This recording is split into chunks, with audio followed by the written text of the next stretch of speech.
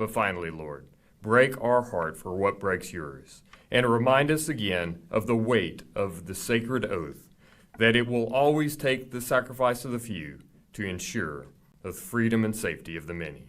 This we pray in your holy name. Amen.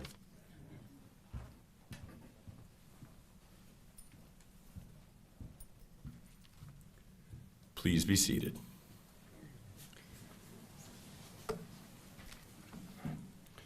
Ladies and gentlemen, General Wilsbach.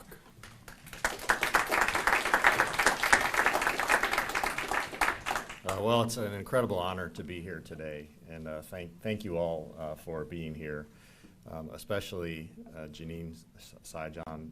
Thank you for coming, but more importantly, thank you for keeping Lance's memory alive and keeping this award going every year and honoring some good leaders in our Air Force that are well deserving of this award. But you know, your brother is such an inspiration to us, and you keep that alive for us every year. So thank you so much for that. Chief Wolf, thank you for being here, as well as Danielle, and really for the other senior enlisted leaders and the general officers and the family and friends of our 4 award recipients. Thank you all for being here today. The support that the family members give to their loved ones who are in the military are so important, and likely, you know, they wouldn't be sitting up here up front if they didn't have support from their family and their friends. And so I really just want to thank you for what you contributed to who they are, but what they can do on every day. You make it so that they can be exceptional. So thank you for the family and friend support. To our Lance P. Syan Award recipients, congratulations. This is an incredible achievement, and I am honored to spend time with you in the few moments that we have together. And in a little bit, I'll talk about what each of you have done. Captain Lance Syan represents the very best of what it means to serve in the profession of arms. When he was captured in Vietnam, badly wounded and facing unimaginable conditions, he never stopped resisting, and he never stopped leading. Even as a prisoner of war, Captain Syan inspired the people around him through his determination, grit, and refusal to give in. When airmen think about the warrior ethos, Captain Syan is among the first that come to mind. He lived the code of conduct. He resisted by every means available, continually looking for opportunities to escape, and refused special favors from the enemy. And through these challenges, Captain Syan remained committed to his fellow airmen and his country. He also embodied our core values before we ever formally called them that. Integrity first, service before self, and excellence in all we do clearly guided his decisions under the harshest of conditions imaginable. The reason his story still resonates across our Air Force is because that type of leadership inspires others to rise to a higher standard. I like to say that combat is the ultimate meritocracy, and second place is dead last. Our Air Force needs leaders who can perform under pressure, make tough decisions, and inspire confidence when conditions are hard and the stakes are high. That's exactly why this award matters. The airmen we recognize today have demonstrated exceptional leadership through mission accomplishment, problem solving, perseverance, and service to others. Each of you has made an impact on your units, your teammates, and the mission. Your actions strengthened readiness and helped generate combat power for our Air Force. I will start with our Junior Enlisted Award recipient, Master Sergeant Stephen Nelson. And before you go telling me he's not Junior Enlisted anymore, he just got promoted to Master Sergeant. And we're very proud of that. Stephen's grandfather served in the Korean War, and his grandfather Thomas served in Vietnam. He joined the Air Force because his grandfather told him that Air Force personnel always come back from a mission to a cot and a hot meal. I'm not sure that's always true, but it's true a lot. But he gave you some good advice. Master Sergeant Nelson is being recognized today for his work as the Flight Chief and Wing Series Superintendent at the 1st Special Operations Support Squadron. Stephen expertly guided the Air Force's largest operational series flight, directing global training and development in support of U.S. and coalition special operations forces. Furthermore, his visionary leadership in overhauling the career field's training standards established a new Air Force-wide benchmark and propelled his team members to win the prestigious Series Specialist of the Year awards. Our senior enlisted award recipient is Chief Master Sergeant Joe Brakebill. Also recently promoted to chief, was inspired by his recruiter to become an AC-130 sensor operator. He's actually qualified on 7 different aircraft as a sensor operator and has over 4,700 hours on the MQ-9. As the senior enlisted leader at the 3rd Special Operations Squadron at Cannon Air Force Base, New Mexico, Chief Brakebill successfully filled an E-9 senior enlisted leader role, guiding 1,400 personnel across 80 AFSCs through the wing's largest deployment. He was recognized as AFSOC's 2024 Red Irwin Outstanding Enlisted Aviator and was a contributor to General Welsh Total Force Integration Team of the Year, which recognized his efforts to bring 31 organizations together to defeat one-way attack drones. Captain Megan Valet Langus is our recipient of the junior officer category and was a flight commander in the 55th Fighter Squadron at Shaw Air Force Base, South Carolina. She grew up in a military family, and both of her parents were academy graduates. Valet joined to serve and for the adventure, and she's made a quite impressive career out of it so far. As an F-16 electronic combat pilot at Shaw, she led 17 fighter pilots, where she oversaw the execution of 13 combat sorties. Her actions garnered 14 combat action medals for her crew. Valet is a true warfighter, and that shows in every aspect of her career.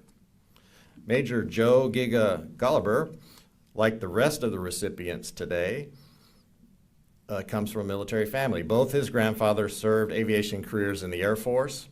Inspired by them, he started out as an engineer in the Air Force, later applying to undergraduate pilot training and becoming an F-16 pilot.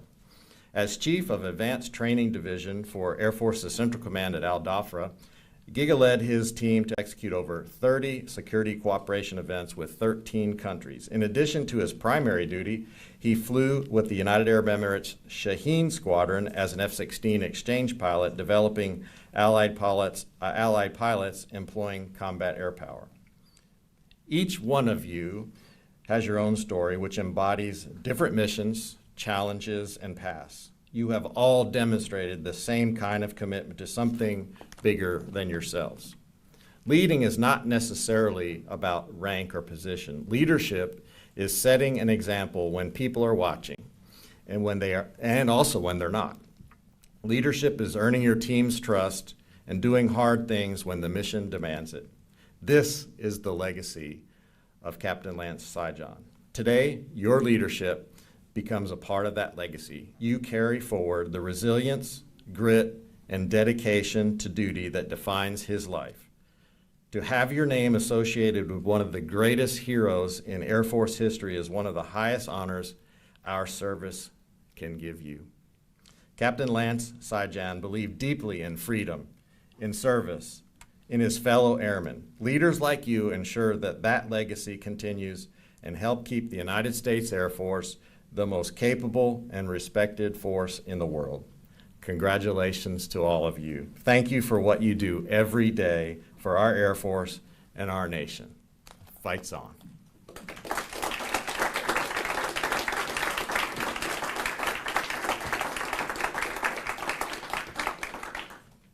At this time, we will recognize the 2025 recipients of the Lance P. Syan Leadership Award. Please remain seated during the reading and presentation of the citations. We would like to invite Major Joshua M. Goliber to come forward to receive the Senior Officer Award.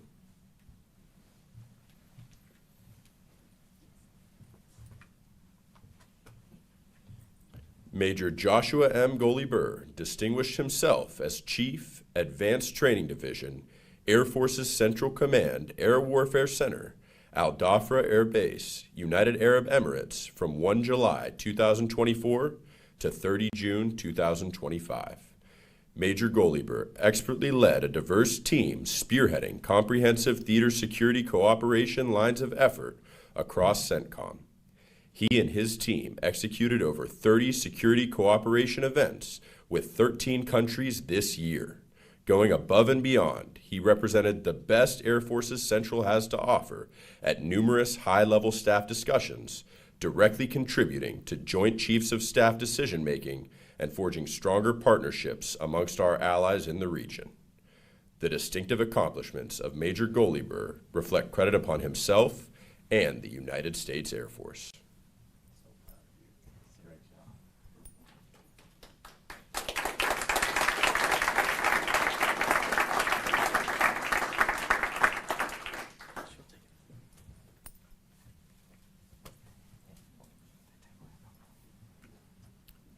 We would like to invite Captain Megan C. Langus to come forward to receive the Junior Officer Award. Captain Megan C. Langus distinguished herself as Flight Commander, 55th Fighter Squadron, 20th Operations Group, 20th Fighter Wing, Shaw Air Force Base, South Carolina, from 1 July 2024 to 30 June 2025. During this period, Captain Langus led 17 fighter pilots on the front lines of Central Command, where she oversaw the execution of 13 combat sorties that garnered 16 combat action medals. Additionally, she served as electronic combat pilot for her squadron, where she led and integrated a cross-functional team comprising of pilots, squadron aviation resource managers, maintainers, and communication airmen in ensuring the combat capability of the 55th Fighter Squadron. The distinctive accomplishments of Captain Langus reflect great credit upon herself and the United States Air Force.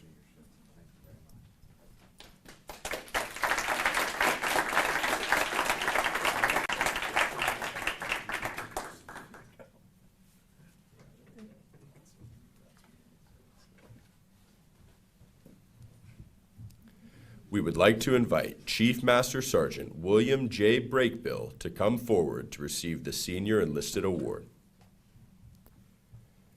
Senior Master Sergeant William J. Brakebill distinguished himself as Senior Enlisted Leader, 3rd Special Operations Squadron, Cannon Air Force Base, from 1 July 2024 to 30 June 2025. During this period, Sergeant Brakebill filled the Group Senior Enlisted Leader position for 45 days, where he led more than 1,000 personnel across 10 units to deploy the wing's largest force package of more than 400 personnel. Additionally, he led the Air Force's first ever combat readiness inspection that verified Wing's ACE capability by mobilizing 200 personnel to 3 austere sites to sustain high-end warfighting capacity in high-threat environments. The distinctive accomplishments of Sergeant Brakebill reflect credit upon himself and the United States Air Force.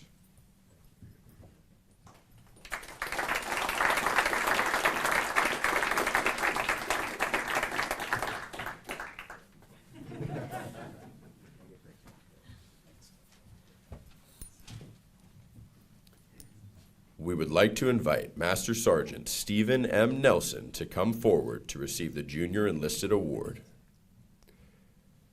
Technical Sergeant Stephen M. Nelson distinguished himself as Aircrew Training Flight Chief and Wing Survival Evasion Resistance Escape Superintendent, 1st Special Operations Support Squadron, Hurlburt Field, Florida, from 1 July 2024 to 30 June 2025. Sergeant Nelson was hand-selected as Flight Chief, expertly overseeing all health, welfare, morale, training, development, and utilization of 45 airmen across 4 sections, garnering over 20 awards for his flight. Additionally, he championed multiple efforts to modernize and improve regulations, training, and equipment, ensuring lasting change across the survival, evasion, resistance, escape career field. The distinctive accomplishments of Sergeant Nelson reflect credit upon himself and the United States Air Force.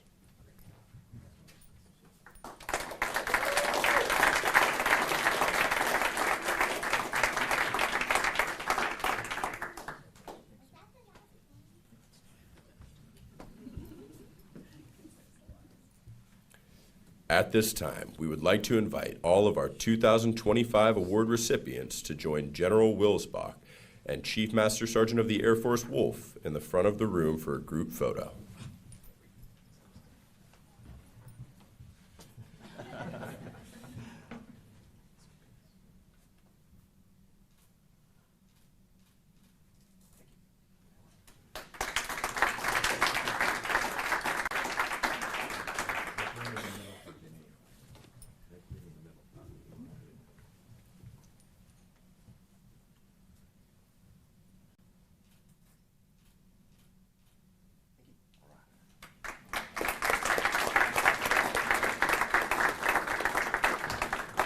Ladies and gentlemen, our 2025 Lance P. Syan Leadership Award recipients.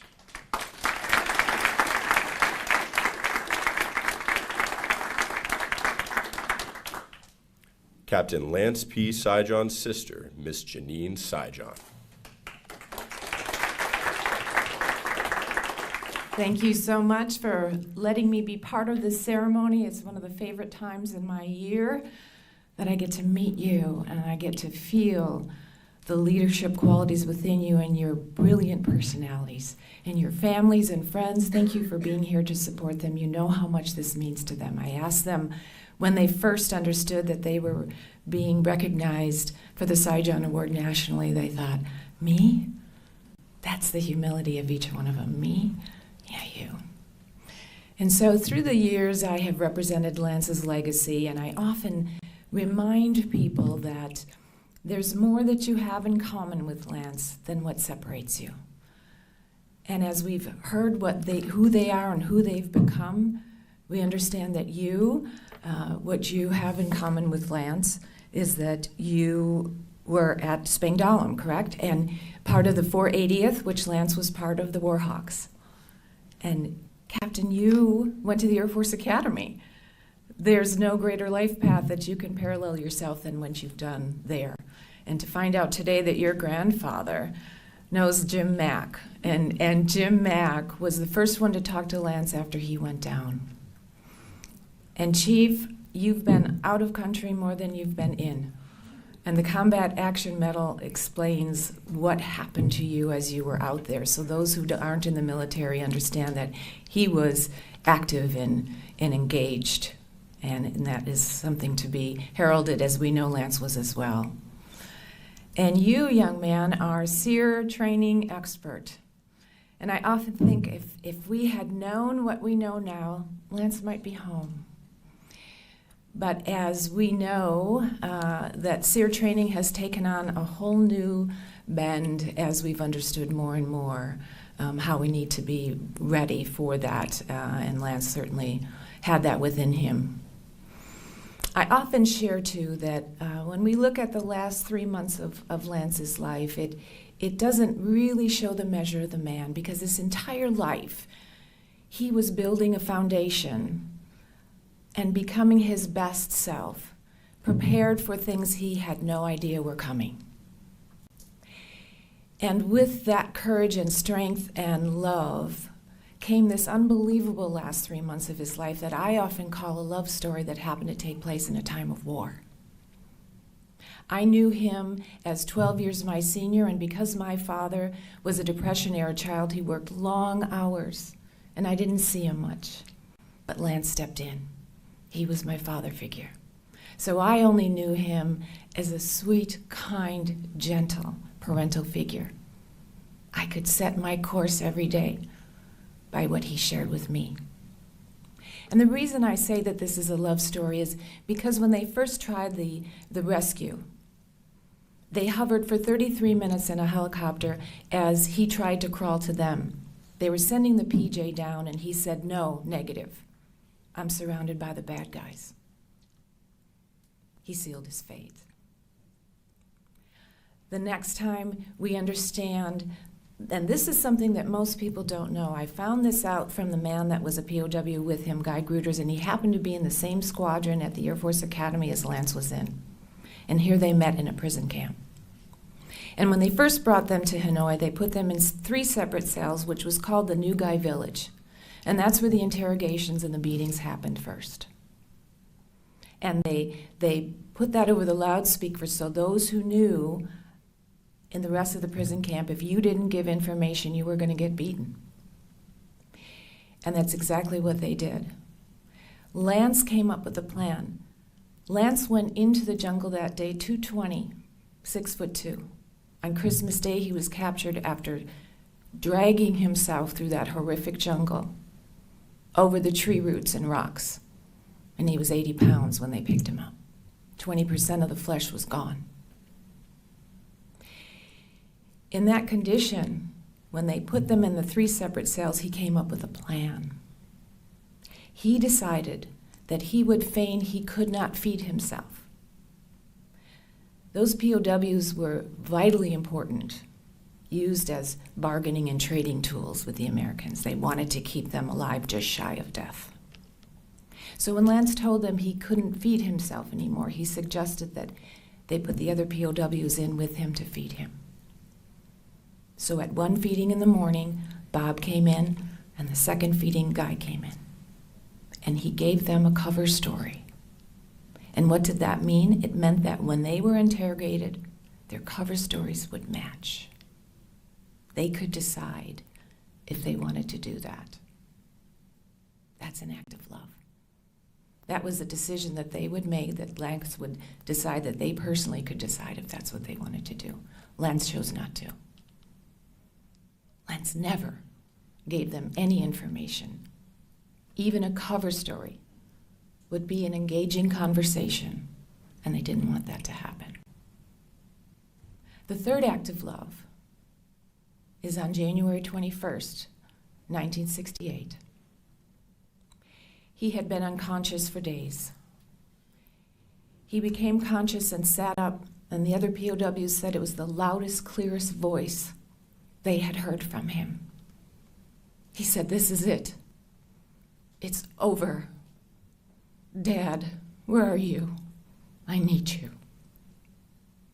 With that, they took him out of the cell, and the next day he died. Our family didn't know for 6 years where he was. When the war was over and the story of Lance came out, it was worse than we could have ever imagined. Grief changes shape through years. Love endures and stays steadfast and constant. Once I learned to overcome my grief, I knew what I needed to do. I needed to continue to share his story. Continue to myself think, if he could do that, then I can do this. What is your this? Every day your this will change in small, medium, and large ways. But I ask you to consider, if he could do that, then I can do this. God bless us all as we continue to raise up our red, white, and blue and be a better American every day. Thank you so much.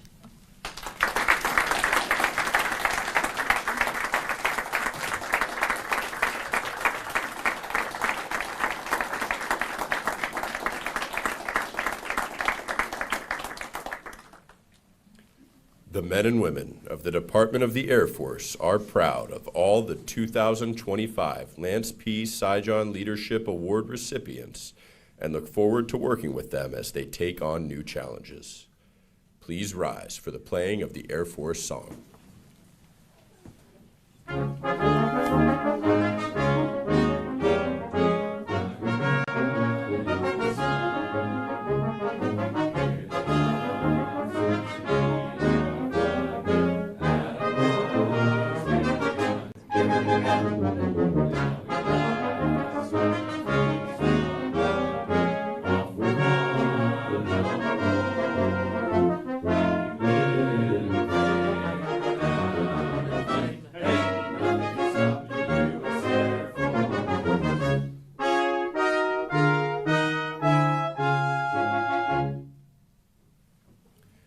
This concludes today's ceremony.